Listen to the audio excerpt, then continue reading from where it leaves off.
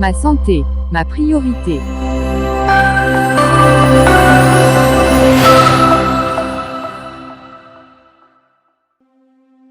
Très heureux de vous retrouver pour cette nouvelle vidéo. Aujourd'hui nous allons vous parler du sang, de sa composition, ses éléments figurants, maladies et autres.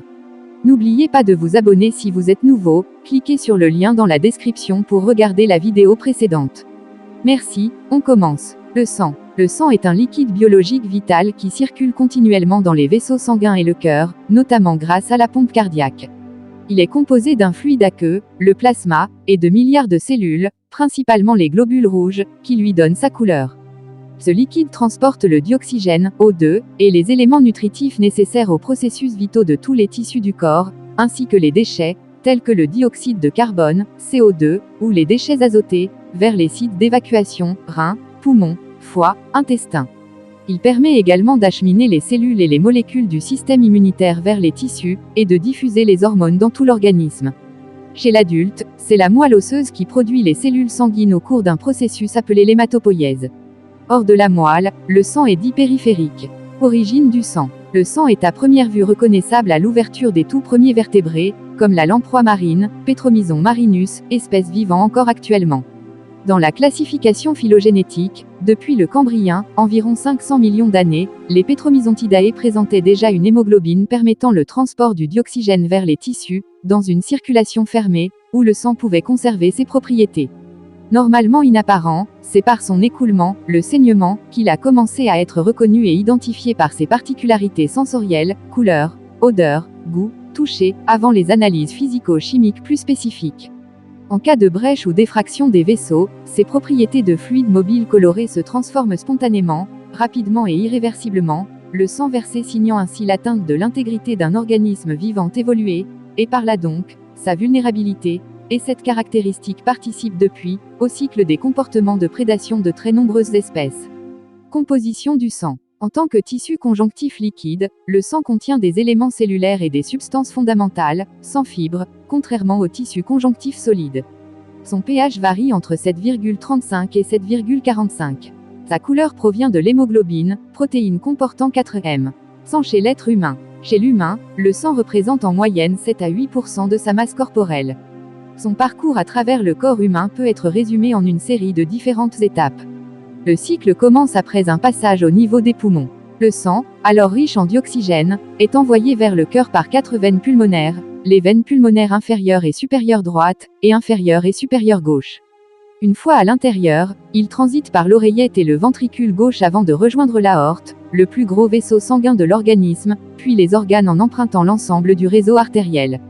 Il est à noter que les artères, par un système de dilatation pariétale permettant la variation de leur volume, représentent le réservoir de pression du système cardiovasculaire. Une fois le dioxygène distribué, le sang, alors chargé en dioxyde de carbone libéré par les organes, va retourner vers le cœur via le réseau veineux puis les deux veines caves, inférieure et supérieure. La proportion volumique de sang dans les veines est plus grande que celle dans les artères, elles servent de réservoir sanguin à la pompe cardiaque. Après un passage par l'oreillette droite puis le ventricule droit, il va finalement être ramené par les artères pulmonaires au niveau des poumons afin d'y être de nouveau oxygéné, entamant ainsi un nouveau cycle. L'ensemble du flux sanguin passe de cette manière par les poumons, assurant une oxygénation constante de l'organisme. Le sang circule, toujours dans le même sens, à l'intérieur d'un circuit entièrement clos formé de vaisseaux sanguins de divers calibres, répartis dans tout le corps. Les contractions du cœur assurent la circulation du sang. 4 valves dont 2 atrioventriculaires, entre l'oreillette et le ventricule du cœur, et 2 ventriculaires, entre le ventricule du cœur et l'artère, assurent la circulation unidirectionnelle du sang dans l'organisme. Le passage du sang des oreillettes au ventricule est appelé systole auriculaire, celui des ventricules vers l'aorte ou l'artère pulmonaire systole ventriculaire. La diastole, période de relâchement du myocarde, permet quant à elle le remplissage en sang des ventricules et oreillettes. Le cœur est une pompe foulante et aspirante qui éjecte le sang dans les vaisseaux de l'appareil circulatoire et qui contribue au retour veineux. Dans le corps d'un homme de 65 kg, circulent 5 à 6 litres de sang, 4 à 5 litres chez une femme, augmentant jusqu'à 5 à 6 litres en cours de grossesse, dans celui d'un enfant, environ 3 litres et 250 ml pour un nouveau-né. Dans la moelle rouge des os, naissent chaque jour environ 200 milliards de globules rouges, et l'organisme doit en produire 2 millions de nouveaux par seconde afin d'en garder constante la quantité totale. plusieurs milliards de globules blancs. Toutefois, ils sont 600 fois moins nombreux que les globules rouges. Pour un seul globule blanc, il y a environ 30 plaquettes et 600 globules rouges. Le sang est composé de 54% de plasma, 45% de globules rouges et 1% de globules blancs et de plaquettes. 1 millilitre de sang contient 0,5 mg de fer. Au niveau mondial, l'exportation de sang humain et de sérum a représenté un marché de 127,6 milliards de dollars américains en 2015, en hausse de 41,9% depuis 2009, soit plus que les ventes à l'exportation de l'industrie aérospatiale. Symbolique et croyance. Sur le plan religieux, le christianisme a rapidement abandonné les règles de la cacheroute, mais l'interdit du sang issu des lois noaïdes est repris dans les Actes des Apôtres 15. Lorsqu'ils eurent cessé de parler, Jacques prit la parole, et dit : « Je suis d'avis qu'on ne crée pas des difficultés à ceux des païens qui se convertissent à Dieu, mais qu'on leur écrive de s'abstenir des souillures des idoles, de l'impudicité, des animaux étouffés et du sang. » L'interdiction des animaux étouffés va dans le même sens que l'interdiction du sang. Un animal étouffé, non égorgé, reste rempli de son sang. Aussi, certains groupes religieux chrétiens l'appliquent également, tels les témoins de Jéhovah qui vont jusqu'à prohiber la transfusion sanguine, présentée comme une violation de la loi divine. Sang menstruel. Menstruation. La perte de sang liée à la menstruation est un phénomène physiologique, spectaculaire, à l'origine de nombreuses croyances et tabous culturels. César Lombroso l'a lié ainsi à la criminalité féminine.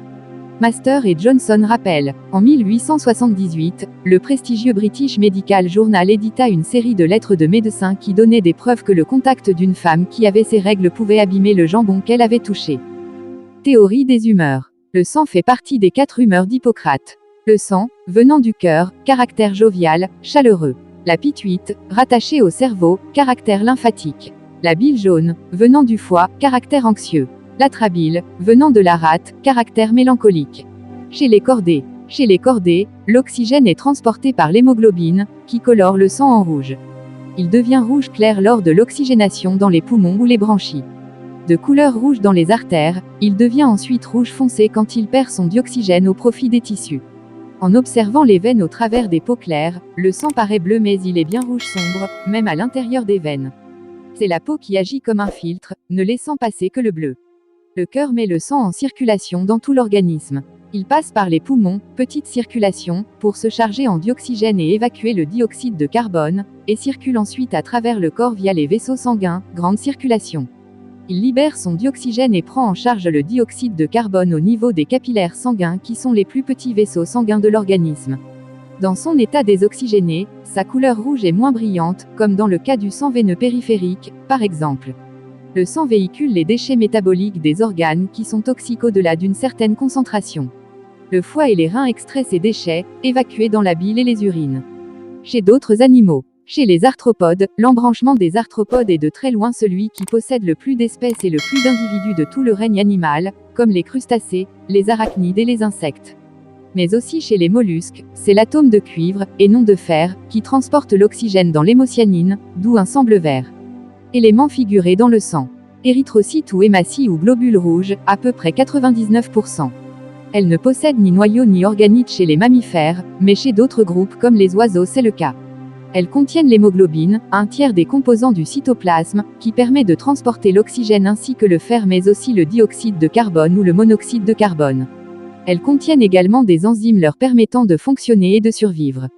Leur durée de vie est de 120 jours et leur destruction est opérée au niveau de la rate et l'hémoglobine est récupérée par les macrophages du foie, de la rate et de la moelle osseuse. Leucocytes ou globules blancs, 0,2%, qui font partie du système immunitaire et permettent la destruction des agents infectieux. Les leucocytes sont un ensemble hétéroclite de cellules. Les granulocytes ou polynucléaires, neutrophiles, éosinophiles, basophiles. Les lymphocytes, les monocytes, thrombocytes ou plaquettes, 0,61%, responsables de la formation du clou plaquettaire précédant la coagulation sanguine. Ils ne contiennent pas de noyau, ce sont des fragments de cellules provenant de leurs précurseurs, les mégacaryocytes. Ces éléments figurés constituent 45% du sang, ce sont toutes les cellules contenues dans le sang. Les 55% restants constituent le plasma sanguin, un liquide jaunâtre qui est la phase liquide dans laquelle sont en suspension les éléments figurés. Merci de regarder cette vidéo, n'oubliez pas de vous abonner si vous êtes nouveau, d'aimer la vidéo, de nous laisser un commentaire et de partager la vidéo avec vos proches. Restez connectés, on se retrouvera pour une autre vidéo. Merci.